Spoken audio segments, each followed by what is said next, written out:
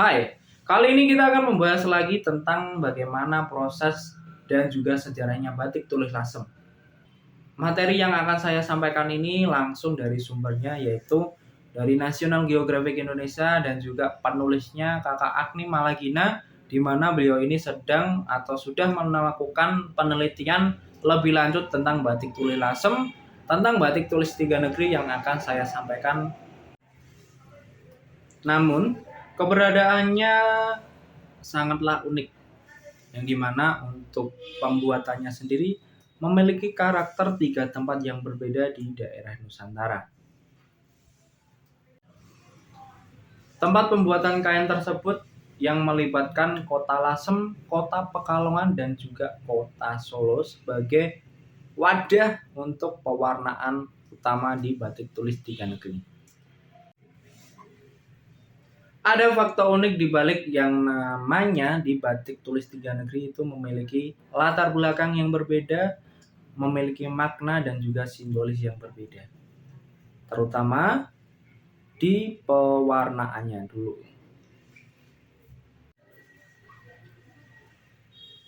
Perbedaan itu terdapat dari pewarnaan, maknanya, latar belakang, dan juga simbolisnya. Nah, kita akan membahas latar belakang tersebut dan bagaimana kisahnya. Dari nama tiga negeri kita dapat menyimpulkan bahwa nama tiga negeri itu terdiri dari tiga suku budaya yang berbeda, tiga warna berbeda, dan tiga simbolis makna juga yang berbeda. Terutama kita akan membahas dari warna merahnya terlebih dahulu, ya. Jadi untuk warna merahnya sendiri itu tercipta di Lasem karena adanya orang Tionghoa yang tinggal di Lasem. Jadi pada zaman dahulu di abad 15, orang-orang, lebih tepatnya ya, di abad 15 di tahun 1405 sampai 1433 ada ekspedisi dari Tionghoa yang mampir ke Lasem. Bukan bermaksud untuk berdagang, tapi melainkan karena ekspedisi ini mampir ke Lasem untuk memperbaiki kapal dan juga mengobati awak kapal yang sedang sakit. Nah, ada dua awak kapal yang turun dan ikut turun ini cinta dengan tanah Lasem, cinta dengan alam yang ada di Lasem. Dan mereka berdua ini memutuskan untuk tinggal di kota Lasem pada zaman dahulu. Dan sebagai gantengnya, kepala daerah di kota Lasem menginginkan dua orang ini memperkenalkan budaya di Tionghoa yang bisa diterapkan di Lasem, yang bisa dikembangkan di Lasem. Nah, orang dua tersebut yang bernama Nalini dan Binangun ini memperkenalkan teknik membatik di abad ke-15 yang dimana pewarnaannya juga itu dari sana. Jadi untuk warna merahnya yang diinginkan yaitu warna merah. Ya, karena di Lasem pada zaman dulu itu ada batik dengan warna hitam dan putih saja. Lalu Nalini memperkenalkan warna merah ya, yang dimana notabene warna merah ini memiliki makna kebahagiaan dan semangat. Jadi warna merah ini diterapkan di kota Lasem. Namun waktu yang berjalan ya, warna merah ini yang dibuat tidak sesuai ekspektasinya atau tidak sesuai keinginan. Warna merah yang diinginkan adalah warna merah yang cerah, yang melambangkan semangat, yang melambangkan kebahagiaan dan gembira. Namun karena membuatnya di Lasem, membuatnya dengan air yang ada di Lasem, air ini sebagai pelarutnya, warna merah yang dihasilkan tidak sesuai yang diperkirakan. Jadi warna merah yang seharusnya warna merah yang cerah, setelah dibuat dengan menggunakan air yang di Lasem, karena Lasem sendiri memiliki pH air dan letak geografis yang berbeda dengan di Tionghoa, warna merah yang dihasilkan yaitu warna merah darah ayam, yang terkenal sampai sekarang, yang digunakan oleh pembatik-pembatik setelah itu untuk membuat batik tulis khas pesisiran. Jadi warna merah itu terdapat atau tercipta dari campur tangan budaya orang Tionghoa. Selain membuat teknik baru, Nalini ini juga memperkenalkan warna, juga memperkenalkan motif baru yaitu motif-motif yang ada di Tionghoa ya, seperti motif-motif mitologi Cina yang dimasukkan dalam batik tulis lasem. Contohnya di motif naga, di motif kura-kura, di motif burung hong atau burung phoenix dan juga kilin ya. Masih banyak lagi. Nah, warna itu terdapat ya, warna merah itu terjadi atau tercipta dari campur tangan budaya orang-orang Tionghoa yang masuk ke lasem. Dan untuk warna birunya ini sendiri itu adalah warna biru khas Pekalongan. Jadi untuk warna biru khas Pekalongan itu adalah representasi dari budaya orang Eropa. Karena pada zaman dahulu itu di tahun 1910 itu masih dalam penjajahan Hindia Belanda. Jadi orang-orang ini menciptakan warna biru sesuai kriterianya orang-orang Belanda. Jadi noni-noni pada zaman dahulu itu suka dengan menggunakan sarung, senang menggunakan jari, begitu juga dengan laki-lakinya ya.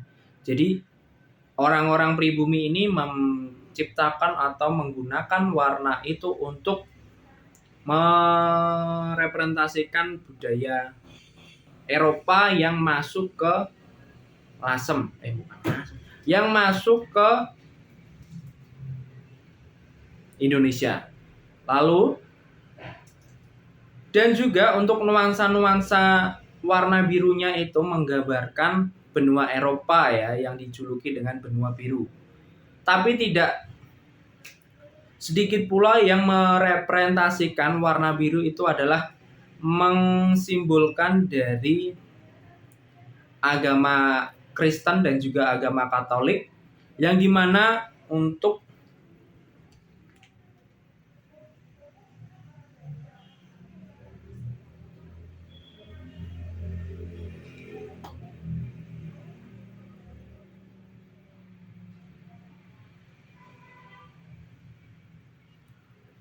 jadi untuk warna biru itu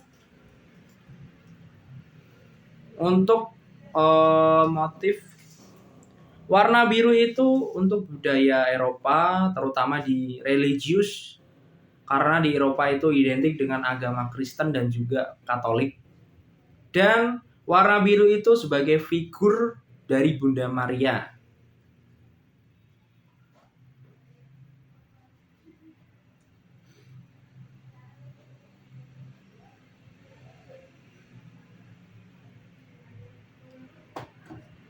Untuk maknanya sendiri dari warna biru yaitu warna biru itu memiliki makna kepercayaan, kedamaian dan juga kehidupan.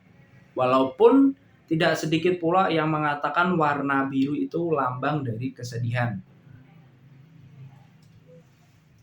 Jadi kesimpulannya dari warna biru yang didapat dari Pekalongan yaitu warna biru khas Pekalongan tersebut karena ada campur tangan budaya-budaya Eropa yang masih menjajah di Indonesia, di Nusantara ini, dan orang-orang tersebut juga suka menggunakan batik, suka menggunakan jarik, suka menggunakan sarung.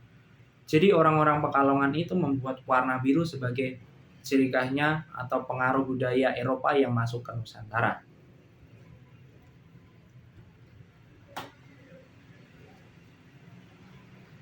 Lalu untuk warna soga ya, warna soga.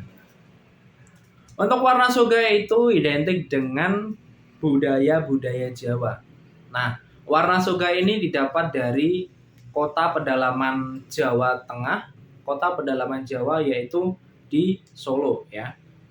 Yang dalam tanda kutip kota pedalaman tentang perbatikan. Karena warga Solo warna soga ini identik dengan Solo ya, karena untuk warna-warna cerah itu ya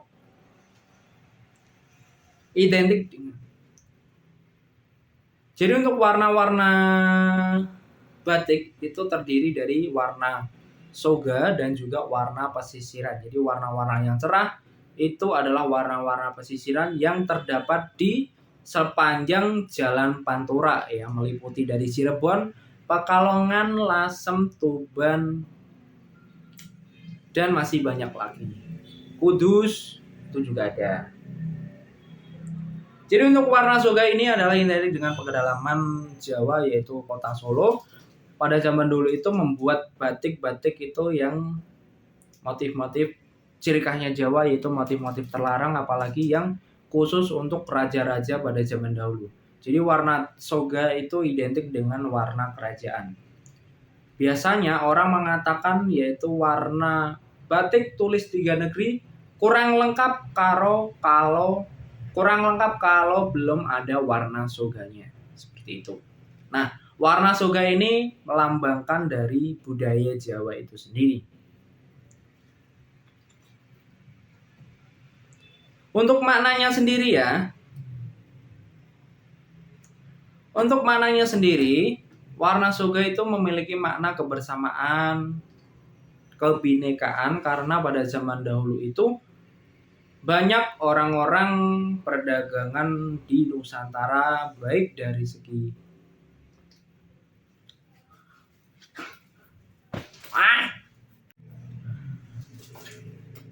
warna soga memiliki makna kebersamaan dan juga kebinekaan atau kesatuan, yang dimana orang-orang masyarakat pada zaman dahulu itu melalang buana ke seluruh Nusantara, baik dari segi faktor sektor perdagangan dan juga akademis, religius,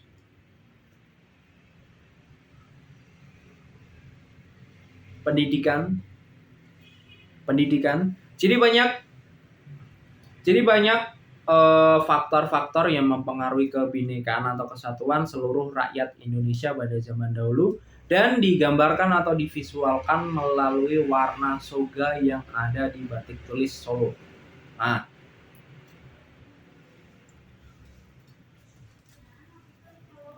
jadi kalau latar belakangnya ada 3 warna tersebut. Latar belakang dari warna tersebut itu banyak pengaruh budaya-budaya, termasuk warna merah dari pengaruh budaya Cina, Tionghoa, dan warna biru pengaruh dari budaya Eropa, karena Indonesia pernah dijajah oleh orang-orang Eropa selama 3,5 abad. Dan untuk warna soga itu identik dengan orang-orang pribumi sendiri. Begitulah. Jadi untuk prosesnya teman-teman, untuk prosesnya sendiri, pertama orang-orang Lasem itu membuat sketsanya, membuat bakal belangkonya. Jadi untuk belangko itu adalah sketsa batik di warna merahnya.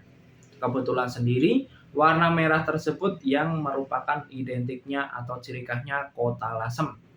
Nah, pada zaman dahulu itu orang-orang itu banyak membuat belangko ya, pembatik-pembatik Lasem itu banyak membuat belangko, dan tidak juga termasuk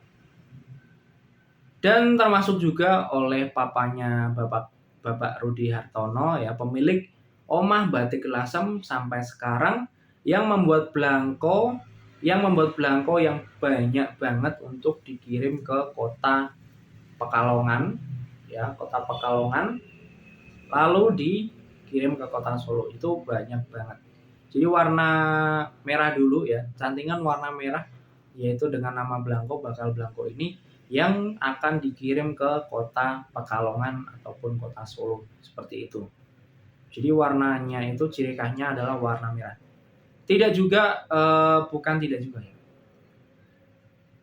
Bukan hanya papanya Bapak Rudi Hartono sendiri, tapi banyak pembatik-pembatik yang pada zaman dahulu itu juga banyak membuat belangko, seperti neneknya pemilik pusaka beruang.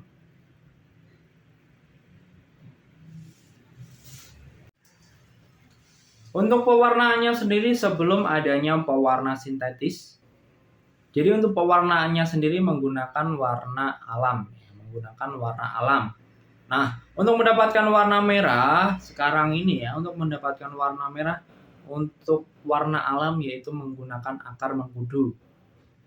Lalu untuk mendapatkan warna biru, Untuk mendapatkan warna biru itu dari tumbuhan indigo vera, dan juga pula untuk mendapatkan warna soga itu dari tumbuhan soga itu sendiri. Jadi pembuatannya itu alami ya, belum mendapatkan warna-warna sintetis seperti sekarang. Jadi penggunaannya itu warna-warna yang alami. Dan pada abad ke-19 itu banyak pengusaha batik tulis 3 negeri yang sudah mengekspor seluruh ke Nusantara, ke luar negeri, itu banyak sekali. Dan untuk kisahnya sendiri di 3 negeri ini sudah tercantum dan tertulis di National Geographic Indonesia, yang dimana sumber tersebut dari Kakak Agni Maklina ya. Kakak Agni, dan sumber tersebut dari Kakak Agni Malagina sebagai penulis National Geographic yang meneliti batik tulis lasam terutama di sektor 3 negeri. Nah, jadi untuk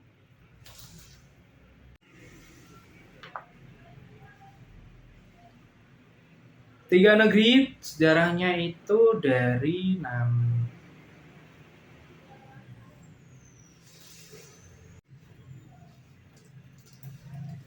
di tahun 1910 itu ya, terciptanya batik tulis 3 negeri itu dari orang etnis Cina, etnis Tionghoa yang bernama Choa Gyo Cham membuat perusahaan batik terutama di sektor 3 negeri.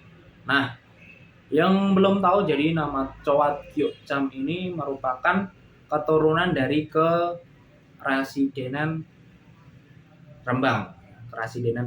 Masa iya sih? Tadi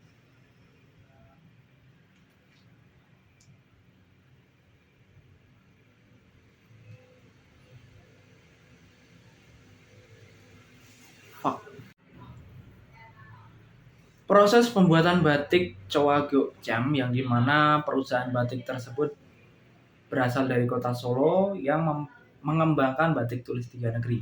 Untuk pembuatan 3 negeri sendiri, beliau ini mengirim batik-batiknya atau asal batiknya, kainnya, mengirim batiknya ke kota Lasem untuk membuat belangko ya, bakal belangko atau sketsa warna merahnya di motif 3 negeri yang akan dibuat. Di motif 3 negeri yang akan dibuat batik. Nah, pembuatannya itu berawal dari tahun 1910 yang membuat batik tulis 3 negeri sendiri ya, masih di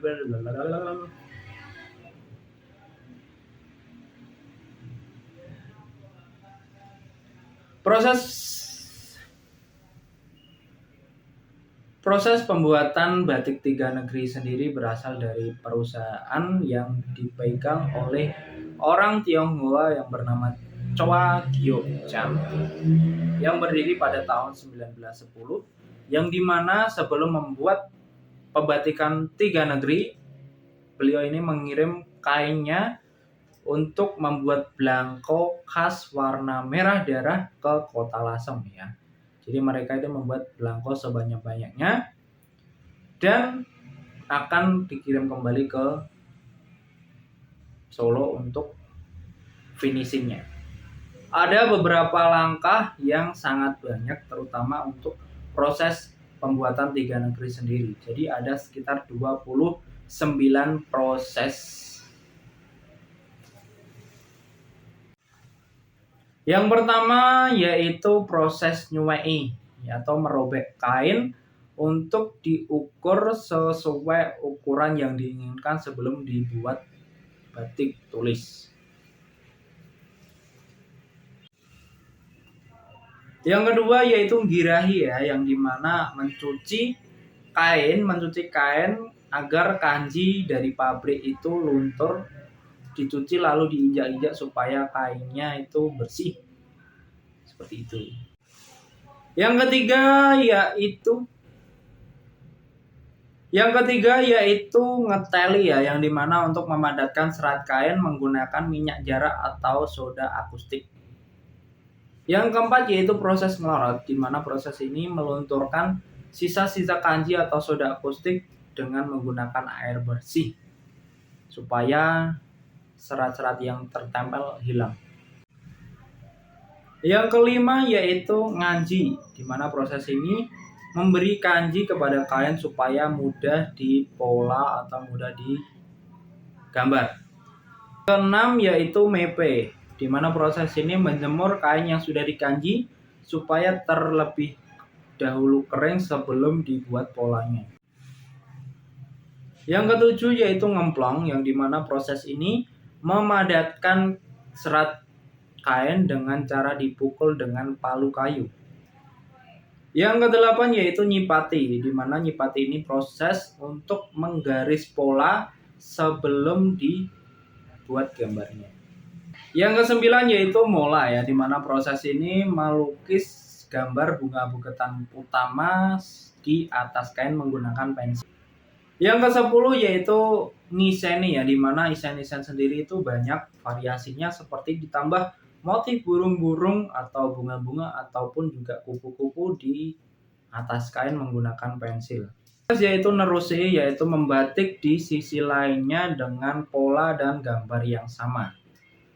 Ke-15 yaitu nerusi, yaitu membatik kembali motif utamanya di atas kain di sisi yang lainnya. Ke-16 yaitu ukel sodok, yaitu memproses latar putih yang dibatik isen-isen ukel sodok di sisi utama.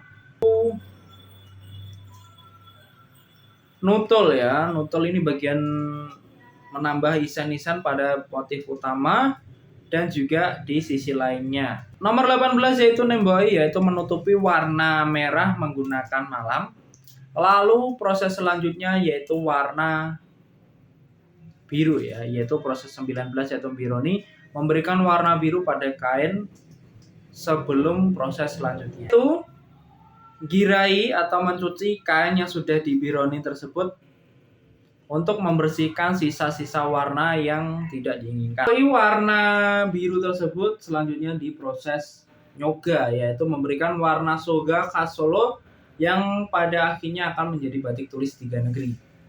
Proses selanjutnya yaitu melorot kembali supaya warna sisa-sisa malam yang tercampur pada kain luntur semua sebelum melakukan proses selanjutnya. Nomor 24 yaitu ngebiok, yaitu mencuci kain menggunakan gerakan naik turun naik turun. Nomor 25 yaitu girai, di mana proses ini itu membersihkan sisa-sisa malam yang masih nempel di kain batik. 26 yaitu mepene, yaitu setelah proses girai akan dijemur untuk mengeringkan kain batik tulis tersebut. 7 yaitu ngelipeti atau melipat kain yang sudah kering,